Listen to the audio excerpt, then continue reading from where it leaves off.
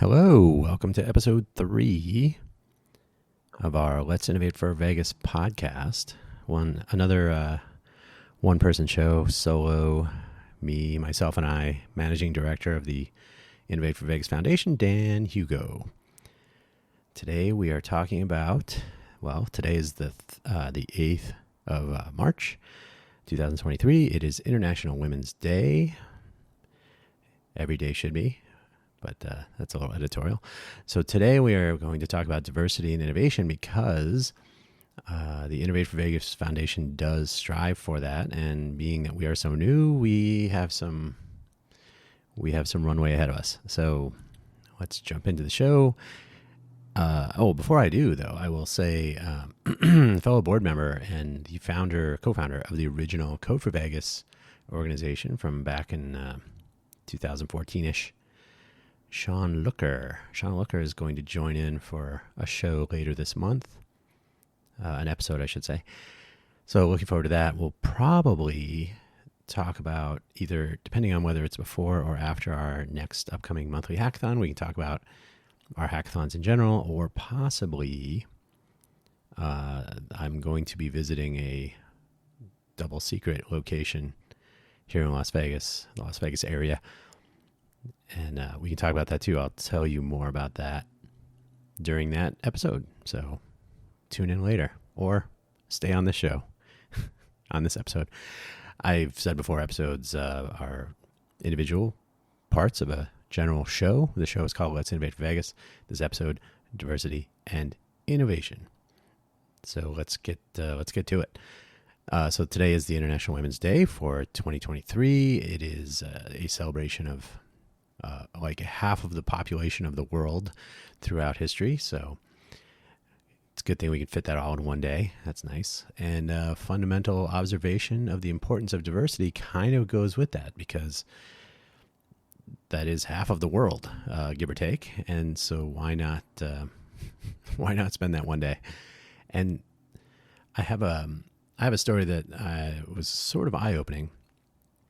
In the realm of hackathons. It was when I was working for Intel Corporation. I was traveling around here and there, attending various hackathons, a lot of hackathons.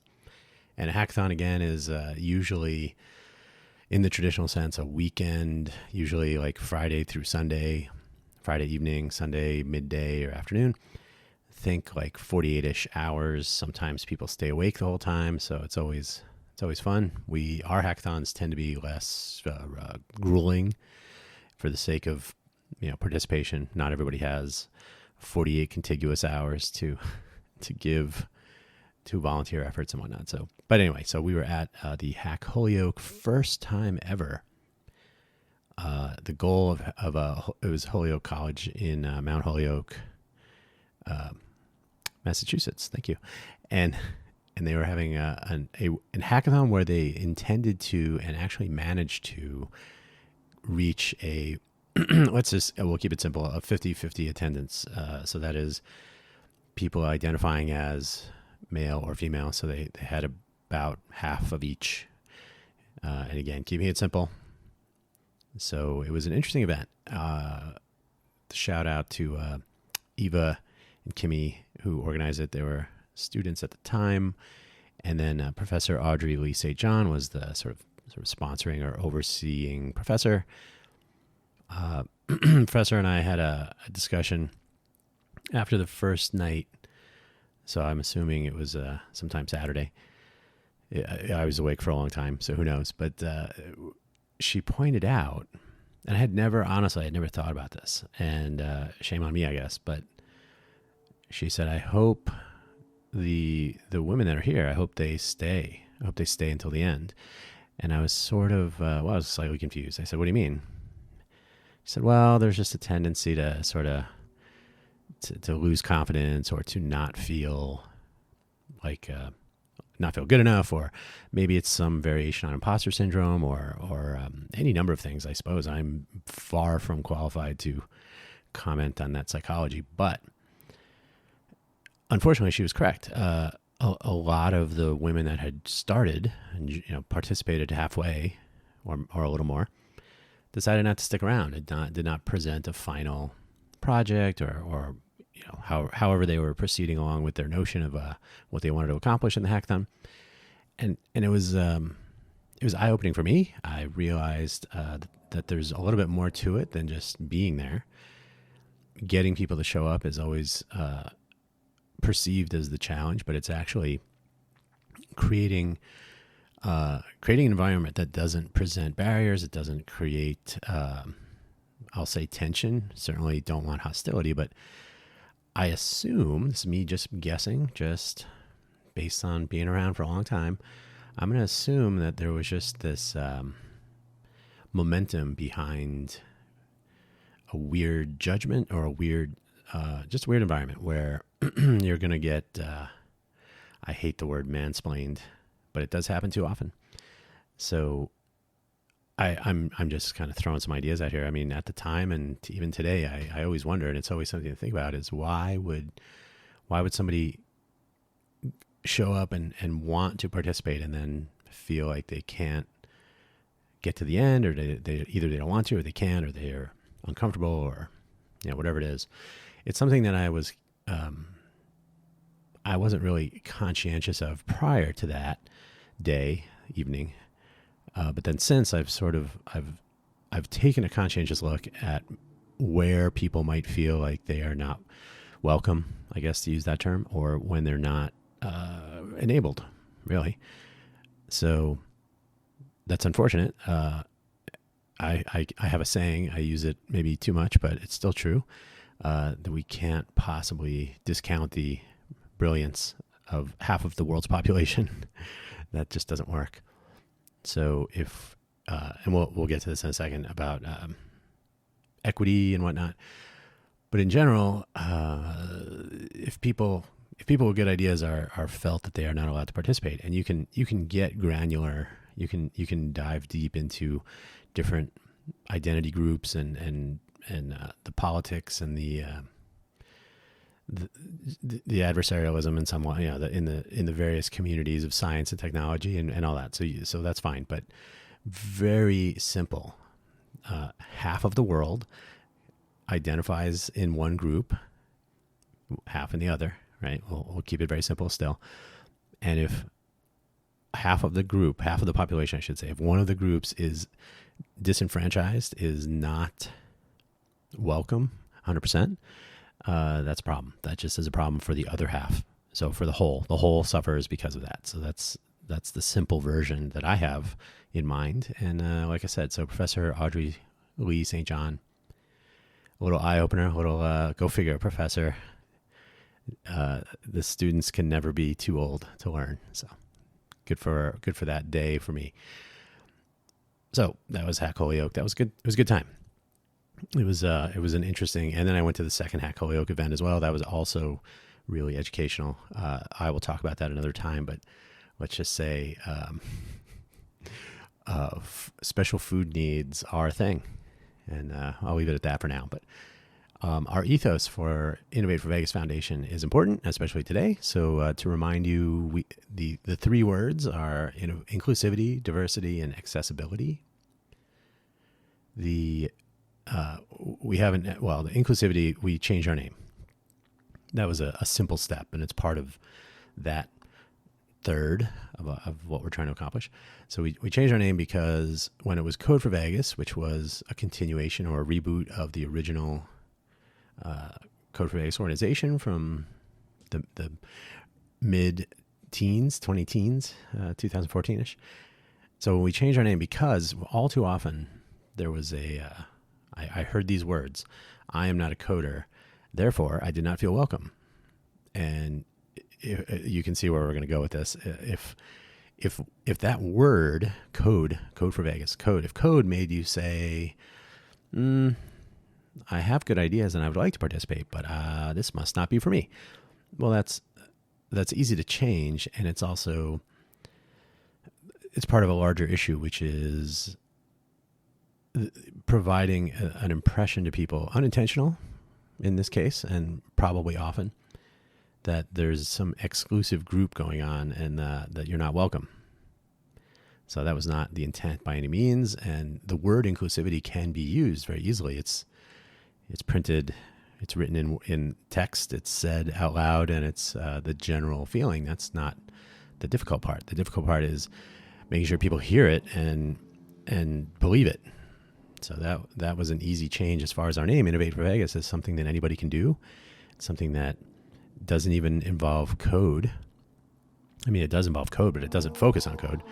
So if you want to innovate in the areas of language or visualizations or accessibility, which we'll get to, so things that are visually clear to explain things to people who may not be able to read a particular language. So English or Spanish are the census-based mandated languages for various. Mandated is not the right word, but the languages that are kind of the default. Like we have to support those languages. And I say that sort of begrudgingly because this is the 21st century and we've kind of gotten over that. We have language models that can do a reasonable job of language translation. So anyway, I'm going off track here a little bit. So the idea is to make sure that people hear and understand and believe that an inclusive organization is actually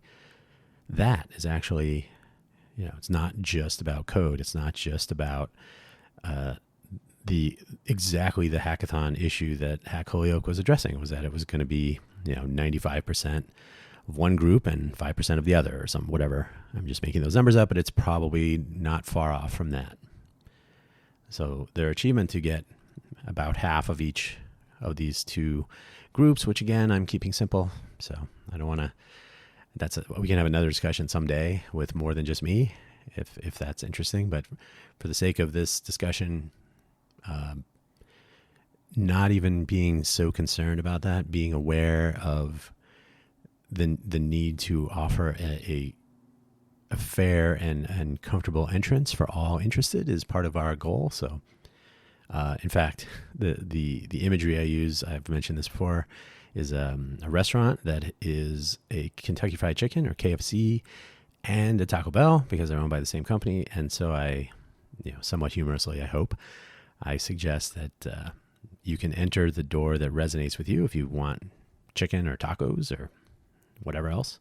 And no, I'm completely ignoring the special food needs that I'm already referred to. But for the sake of argument, keeping it simple, Kentucky Fried Chicken, Taco Bell, brands, you can enter the door of your choice, but you're going to be in the dining room with everybody, and you're going to be working from the same kitchen, our kitchen of innovation. So the notion that we're trying to at least try to get out there is that we want everybody. And we'll see how it works out. We're still young. As I record this, we're not even a full year old as far as legally forming and all that. So I think our first hackathon was either in March or April 2022, and it was 3 or 4 people. So probably the most. No, I'm just kidding. I was going to say the most we'll ever have, but that's not true. Not even close. So anyway, so the accessibility question I will get to in a moment, and that I find even more interesting, which we will need to address, and I'm going to compare that to equity in a moment. But our effort to reach out to a diverse population is non-trivial. It's not something to be taken lightly, and it's something that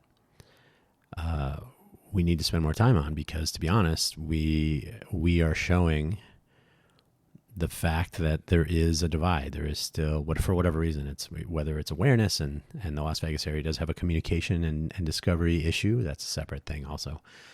But maybe just not knowing, or maybe it's the perceptions that were present at the Hack Holyoke event that first time, or any number of things. And so finding out the answer to those questions will be important. Like what is preventing people from attending or continuing to participate in things like our hackathons and other efforts and engagements? And then is there something about our projects that are not inclusive, or are we leaning away from a group that we shouldn't be, or so on? So it's going to continue to be a learning experience, and it will take more than me talking into a microphone to get anywhere. So you will hear about this more, and I will talk about it more, and I will talk about it more in person, and we will get there eventually, because innovation benefits from all, not just half. And we'll get to that more. So accessibility, like I said, that is something that, so that'll be a nice segue into the equity question. So personally, I view accessibility as a type of equity.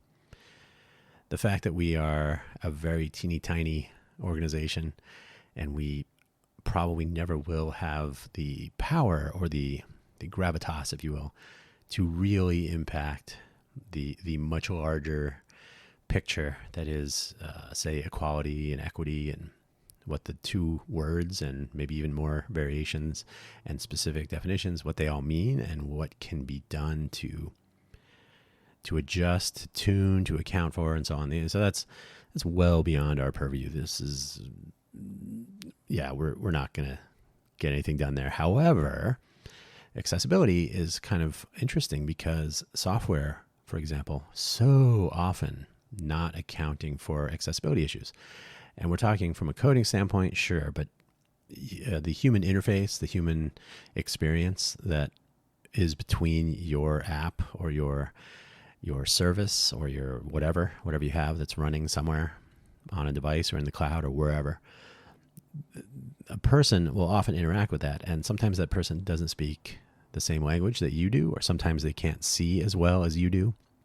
Sometimes they can't hear notifications, and sometimes they can't navigate on a touchscreen.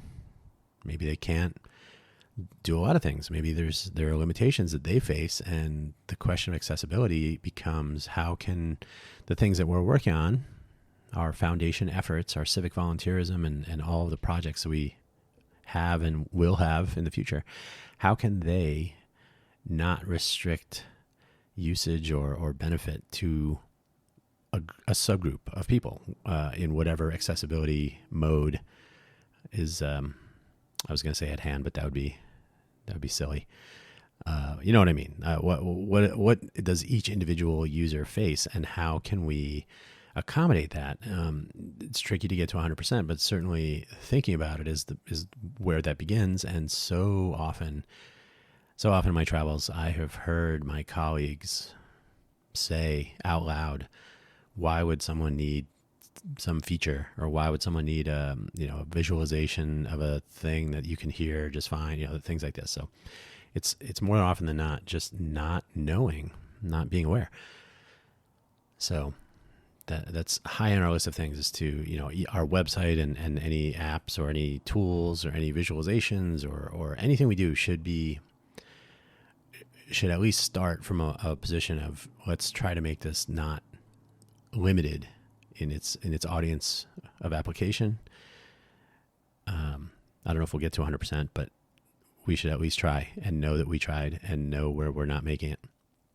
And the beauty of co-creation, by the way, which will be probably multiple episodes in the future, the beauty of co-creation is when you ask people who will use your product, and that applies to whether they'll eat your food or drink your beverage or whatever it is. So if the people that are going to use or try to use the things that we develop in our foundation will actually participate in the design process or offer us useful, constructive feedback where we can improve, we can try to address accessibility over time, and something that was maybe over 80% will get over 90% and over 95% and so on. So that can work.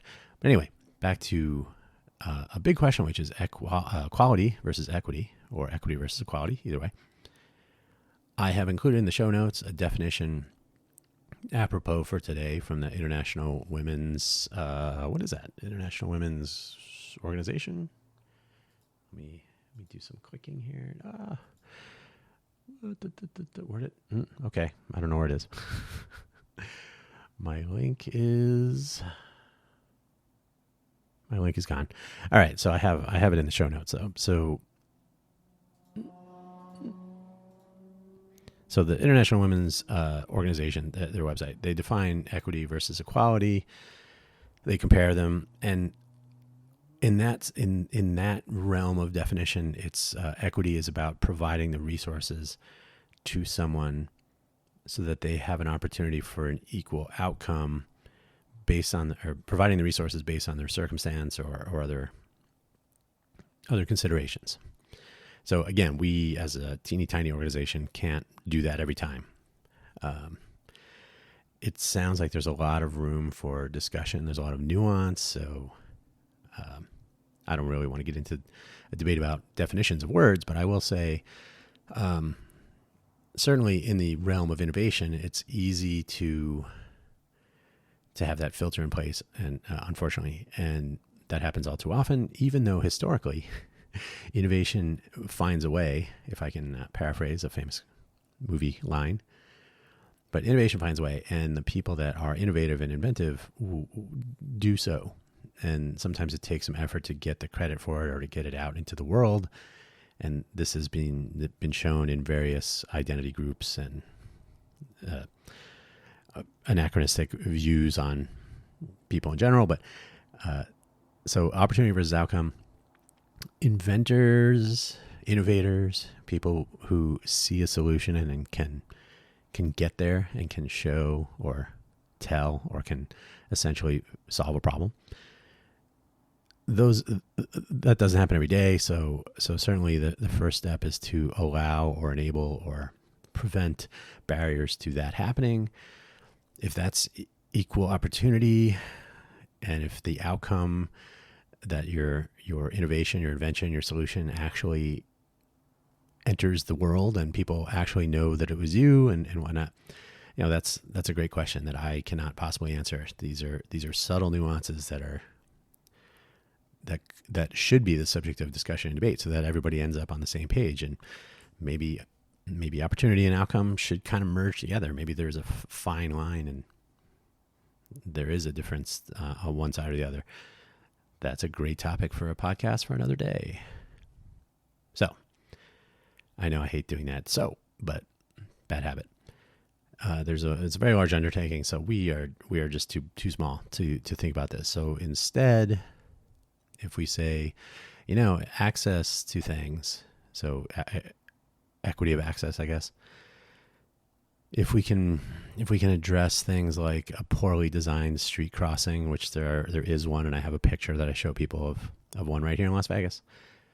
It's been there for 10 years, and it doesn't allow for someone with limited mobility to reach the crossing light button due to some landscaping. It's just ridiculous, and it's proof that it is possible to deploy a thing in the modern era and not ask anyone if it really works. So that's kind of a personally annoying thing. But if we proactively focus on accessibility, whether it's a crossing, an intersection crossing, or whether it's some application software development project that we can make sure that it works with people that can't really see so well or can't navigate a touchscreen or these, there's a long list. Or if we can maybe get transcripts of these podcast episodes so that I can make sure that people can participate in some way, even if they can't hear. These are the sorts of things that are part of that equity or equality picture. And again, I'm not going to debate which is which today. It's not really a debate so much as a nuance discussion, a discussion about nuance. But if we consider equal access to be a part of that, then I will say that the traditional DEI, the diversity, equity, and inclusivity title or headline effort, in our version of it, we just replace equity with accessibility to do what we can to be a part of that and to be cognizant of what that means. And it's always open to discussion, of course. So I spent a lot of time on that. Getting to be, what's the time here? I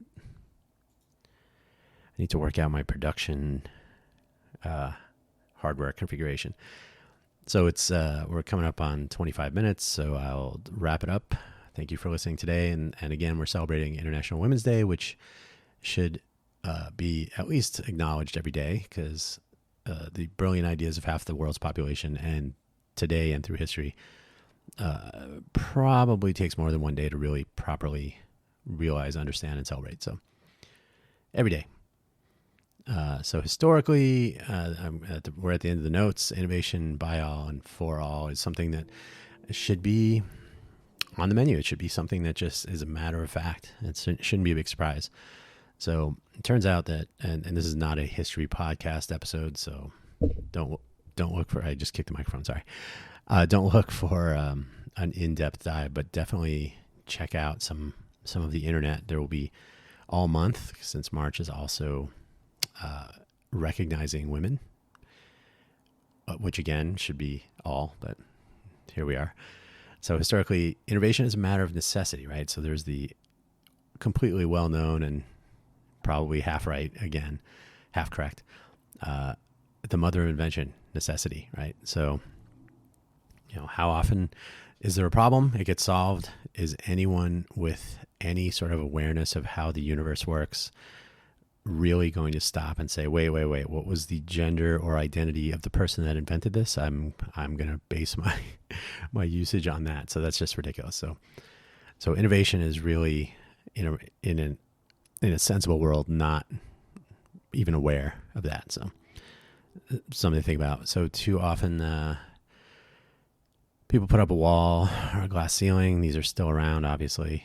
And so it's us and them. It's and again, even when when we try to invite all, the attendance ratios are clear. It's not even something to. It's highlightable only because it needs to be changed, and the best way is to create an environment that is appealing and hope for the best. And I will end with a story about how I've seen that work. So, there was the Rosie the Riveter story with the World War II time frame, the nature of war and the nature of the conscripted army that we sent from America elsewhere meant that there was a dramatic change in the number of male people working. And so women were called up and they answered and they did an amazing job, literally. But so that's a story well known and with all kinds of nuances and specifics. So just generally speaking, though, too often that will happen. And then there's this okay, well, now we're done. We don't need all this participation. And that's also ridiculous. So hopefully, hope for the best, but hopefully there will eventually be, through efforts, obviously not just magic or nature, but hopefully there will be a realization that just becomes true, maybe generationally, or maybe in little efforts like what we're doing and what other groups similar to ours are doing in other places, just little by little. But either way, you cannot possibly sensibly or even rationally conclude that half of the people in the world should not be participating in the innovation that makes the world, that has brought us where we are now. So I'm feeling a little rambly, but so me personally, and then we as an organization, we can do what we can. We can try to make sure that there are no real barriers. We are trying to address perceived barriers. Certainly everybody's welcome. And that's always been true. So the name change is a simple thing. Addressing where people might think that this is not for them because of particular reasons. I mean, not everybody has to attend, obviously. So if there's a chance for someone who is otherwise like, I'm not really sure, and if they're willing to share their reticence, right? Like what's causing this, and let's fix it. So I'll end on a personal anecdote from my early days in college. I went to Harvey Mudd College, entered in 1989. Harvey Mudd College is in Claremont, California, hmc.edu if you want to check it out. So during my freshman year, during the second semester, I was working in the admissions office. So I got to interact with a lot of administration folks. And Caltech, California Institute of Technology, right up the street, sometimes called the Pasadena City College, but that's a totally different prank that I don't know anything about. But Caltech had literally reduced their admission standards to increase the number of women, keeping it simple, to increase the number of people who identify as women into their entering class. And I think it was the year, so it was the entering class of 1990. So first semester, 1990. And I think they're trimester based, actually. But anyway, so that was a thing that became a topic of discussion in the office, because what are you doing when you, and this is one of those equity, equality things, and making people feel welcome versus drafting people to be welcome. And I'm oversimplifying, obviously. So they did in fact allow, or accept, I suppose. They did accept more women students entering the class of, would have been 1994, I think. I could be wrong. It could have been actually during my freshman year, so that would have been class of 93, but that's not the point. The point is that Harvey Mudd did not do that. Their standards at the time remained the same. Their acceptance rate was very low, or I should say the ratio, skewed as expected.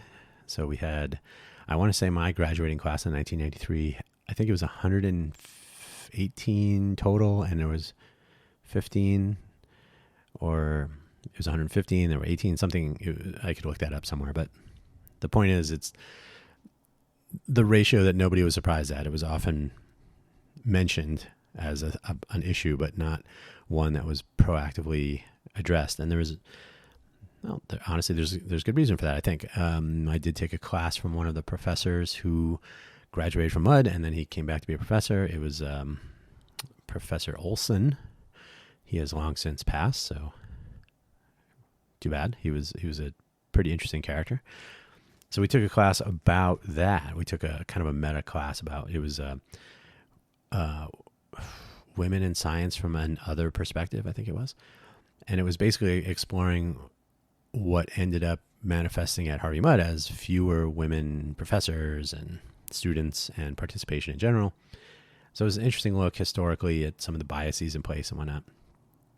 Again, beyond this episode that I should wrap up very soon. But the take home was that in 1993, the president was, I should have prepared for this. I didn't really plan on telling the stories in this detail, but it was Henry Riggs. Thank you. President of the university, of the college, not a university, college at Harvey Mudd. President Henry Riggs. The department heads were male. The ratio is what it was, like I said. And now, fast forward, Harvey Mudd really didn't do much. They've changed the way their majors are structured, and they've changed a few other things. But to my knowledge, they did not proactively lower, certainly not in the years following my graduation. So in the 90s, they didn't proactively adjust their admittance or acceptance requirements or bars or metrics to change the ratio, which I'm simplifying again, whereas Caltech did. And now Caltech did indeed have more women in the class of, let's call it 1994.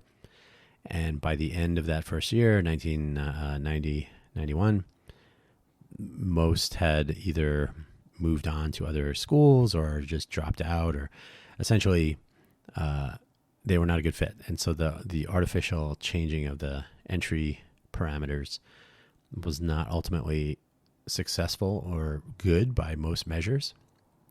But Harvey Mudd today, as far as I'm aware, I haven't checked today, but they have recently had all department heads, engineering, chemistry, physics, some other departments that probably are not as interesting. No, I'm just kidding. Biology, some of the other majors they've added and focus. And the president of the college itself have all been women, which is noteworthy in one from one perspective, and also as it should be in another, as in Harvey Mudd had and hopefully still is, been a meritocracy, right? If you could make it, if you were smart, if you were motivated, I was some of both of those. So you could be accepted into the school, you could make your way, you could graduate and go on to change the world. And it really didn't matter too much as far as I was concerned, even though the ratio was ridiculous. But it turns out while we were there, for the most part, that's where I definitely learned myself definitely learned that the way I phrase it is, if you can help me with my homework, I don't really care. Doesn't matter to me any other aspects of you or how you identify or anything. If you're smarter than me, please show me. So that to me seems to be what innovation needs, is attention paid to the entrepreneurial spirit, the drive to innovate, to be inventive, to be creative, and not being overly concerned with anything else, really. And that will do it for today. Again, that's so weird. Happy International Women's Day. It's a day that should be celebrated much more frequently than it is, for a group that is much larger than you think. And so I'll leave it there. But again, we're going to have at least one episode coming up in March that will be with more than one person. It'll be myself, and ideally, if we make it work out, because he is moving soon. But Sean Looker, who actually lives in another state. I'll just say that. And but he's happy to help out, and you can be an out-of-state board member or a member of the governance of a Nevada corporation, and we are a nonprofit corporation. So it all works out, and he's been there and done that, and so he's helping us to be there and do that as well. I would very much like to see some additional governance diversity as well. We did reach out, to be transparent, we did reach out to several people, many people, during our early stages of formation, and it is very difficult to get out-of-box thinkers of any kind to jump in with both feet on something like this. So ideally, we will expand not only our number. We have 2 board members, and we do all the governance. We're not a governance and policy heavy organization, so that doesn't really cause too much trouble. But it would obviously be better if we had more people involved from different places. Well, let's say that. So on that note, I thank you for listening, and I hope that you will continue to do so. I hope you subscribe and do all the other things. We're not monetizing this show or episode or any of this stuff in any way. It will obviously be a part of our overall value for value, if you will. We do accept donations. We're a 501c3 charity. So if there is a desire to participate financially in our efforts, that would be great. And we do have a donation button, and I will get our website this week. It's been on the list. An army of one has everything is priority 0. So any solo entrepreneurs out there, you know all too well what I'm talking about. And now the show is coming up on 40 minutes. I honestly thought it was going to be something like 20. So too much to say. This isn't actually an important topic. It's a topic. It's worth actual discussion, not only for what we're doing, but just in general in a city of innovation or a region. Las Vegas is bigger than the city of Las Vegas, as most can surmise. So it's something to actually spend time on and to not rush through in what will be a approximately 40-minute podcast episode. But that's all we have for today. But it's something that we will probably talk about again, and hopefully you will too. Thank you so much. And we'll see you at our next hackathon meetup, or before or after, or all of those. Bye-bye.